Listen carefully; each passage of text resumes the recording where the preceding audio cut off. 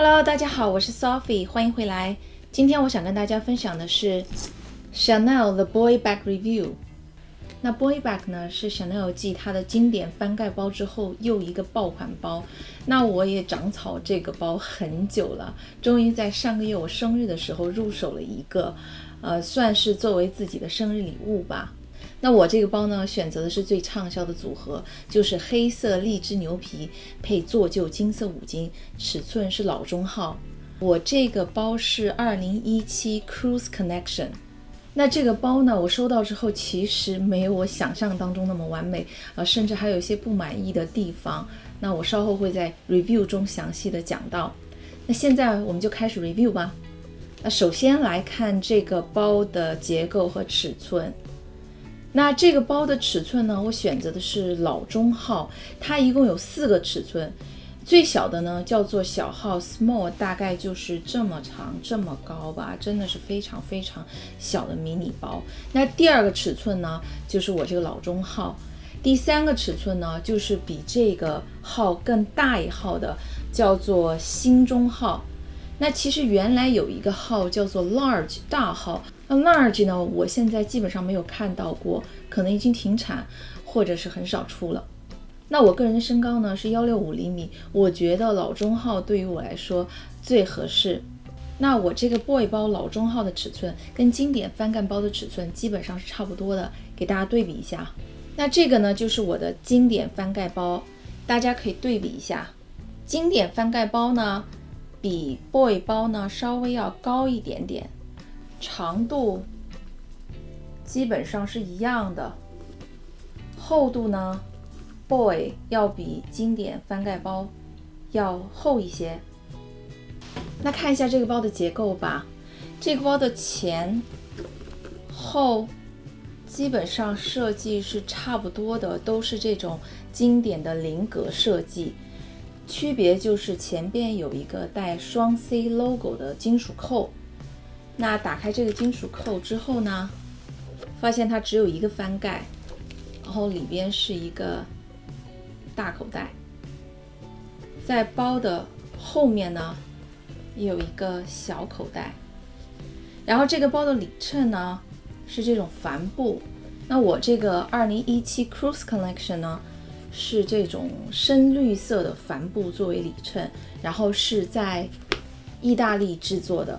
那相对来说我感觉它的做工没有翻盖包那么奢华，给大家对比一下。经典翻盖包打开之后呢，发现是2个翻盖，里面的口袋呢也比 boy 包的口袋要多，然后包的内衬呢是全皮的，真的摸起来非常非常的奢华。那 boy 包的里衬呢就是很简简单的帆布，所以感觉没那么奢华。boy 包的链子呢是不可以取的，别看它的这个肩带上有2个调节的孔，但实际上呢这2个孔并不能调节肩带的长度。那这个包呢其实有多种的背法，我给大家展示一下。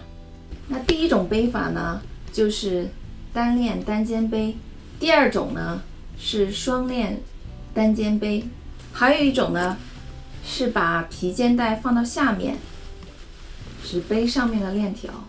那最后一种呢就是斜挎。下面来说说皮质和五金吧。那这个包呢其实我收到之后最不满意的就是皮质。这个皮质虽然说是荔枝牛皮，但是跟我的经典翻盖包的荔枝牛皮完全不一样，它的感觉更加的干涩，更加的哑光，光泽度没有经典翻盖包的光泽度那么强，它摸起来感觉也非常的柔软，有一点像橡胶的感觉。而这个皮质呢也没有经典翻盖包的皮质那么挺阔有型，我仔细看它上面的菱格纹都不是特别的饱满，有一些地方甚至还有一些皱纹。给大家对比一下经典翻盖包吧，可以看到吗？经典款的皮质更加亮泽，更加奢华，然后更加挺阔有型。这个皮质呢我感觉不如经典款的皮质那么耐磨，那可能经过几年之后它上面的划痕就比较明显，就很多皱纹，而且不挺阔了。说一下它的五金吧，它的五金我真的是非常非常的满意，它是这种做旧的金色。那我觉得这种做旧金色的五金非常完美，因为它既可以搭配比较正式的衣服，因为金色毕竟有一些华丽的感觉，那又可以搭配比较休闲的衣服，因为它毕竟是一种做旧的金色，它不如亮金色那么黄那么闪，所以它更加的低调，搭配休闲的衣服没有问题。那做旧五金的好处呢，就是它以后有了划痕或者是褪色以后，你也看不太出来。那关于这一点我深有体会。那我用这个经典翻盖包差不多3年呢，那它的这种做旧五金跟新的差不多，没有什么区别。那我其实看过最新一季，就是 17P 的黑色荔枝牛皮 Boy Bag。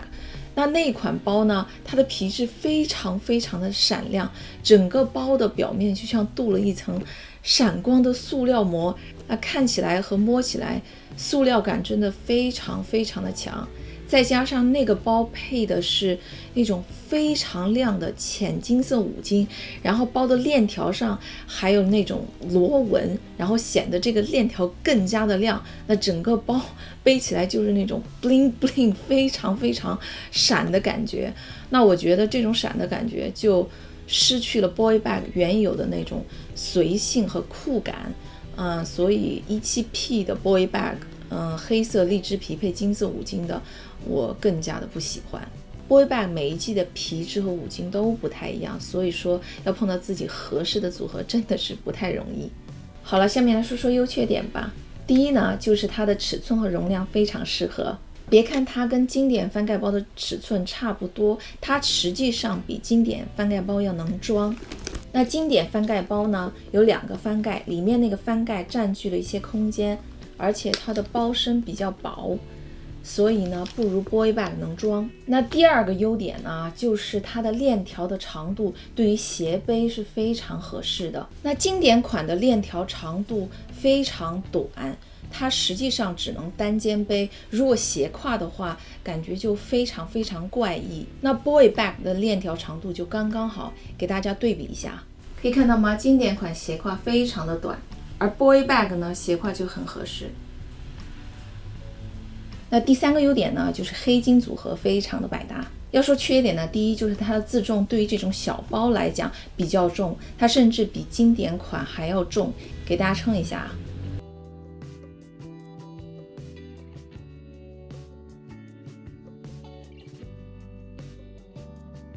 那第2个缺点呢，就是它的皮质，就像我刚才提到的，它的皮质比较干涩，没有太多的光泽，然后上面有一些小皱纹，不是特别挺阔有型，那摸起来的感觉呢，不是那么的奢华有质感。下面说说价格吧。那 Boy Bag 的价格其实非常贵，跟经典翻盖包的价格相差不了多少。如果是第一个入手的香奈儿包包的话，我强烈推荐经典翻盖包，因为它的皮质和做工真的是非常的奢华，然后每一年的版本基本上相差不大。那经典翻盖包的 review 呢，我已经做过，你可以去看一下。那就 resale value 来讲呢，这2款包都非常高。那 Boy Bag resale value 呢，甚至还比经典款要高。这是因为有一些特别款式或者是畅销款式的 Boy Bag 呢，产量非常的少，需求又非常多，所以它的 resale value 自然就节节攀升了。综合来讲呢，这个 Boy 包包的风格、尺寸、容量和五金我都非常的满意。我唯一不满意的呢，就是它的皮质，这也是我为什么没有剪掉标签、没有背出去的原因，因为我有可能会把它退掉。那毕竟这个包的价格不便宜，我不想买一个不是特别满意，那今后会后悔的包。那 Boy Bag 呢，出这种黑色荔枝牛皮配做旧金色五金的组合真的是非常非常的少，可能好几年才有一次。那如果我错过了这个包的话，我下一次不知道要等多久才能碰到自己很满意的组合了，所以我内心真的是非常的纠结。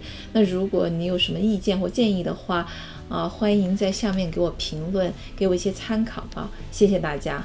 以上就是 Chanel Boy Bag Review， 我希望你会喜欢这个视频。如果你喜欢它的话，不要忘记给我点赞和订阅我的频道哦。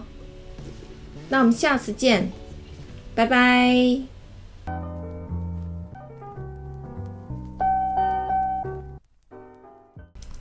Hello， 大家好，欢迎回来，我是 Sophie。今天我想跟大家分享的是 Loewe Puzzle 包包的 review。